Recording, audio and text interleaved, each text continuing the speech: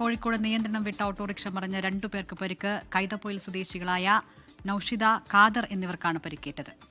വർഷ ഗിരീഷ് കോഴിക്കോട് നിന്ന് ചേരുന്ന വിവരങ്ങളുമായി. വർഷ, എപ്പോഴായിരുന്നു ഈ അപകടം? എന്താണ് ഉണ്ടായത്?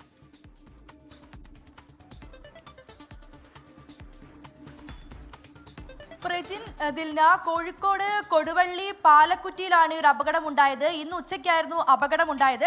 താമരശ്ശേരിയിൽ നിന്നും കൊടുവള്ളിലേക്ക് പോകുകയായിരുന്ന ഓട്ടോറിക്ഷയ്ക്ക് മുമ്പിലേക്ക് റോഡരികിൽ നിർത്തിയിട്ട കാർ പെട്ടെന്ന് എടുക്കുകയായിരുന്നു. ഇതാണ് അപകടത്തിന് കാരണമായത്. എന്തായാലും പരിക്കേറ്റ രണ്ടുപേർക്കും ഗുരുതരമായ പരിക്കല്ല എന്നുള്ളതാണ് ഇവിടെ ആശ്വാസകരമായ കാര്യം.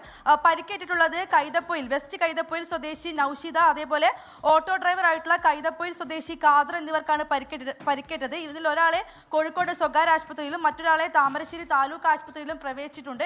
എന്തായാലും ആളുകളുടെ നില ഗുരുതരമല്ല എന്നുള്ളതാണ് ആശ്വാസകരമായ കാര്യം. വർഷ ഗിരീഷാണ് കോഴിക്കോട് നിന്ന് വിവരങ്ങൾ നൽകിയത്.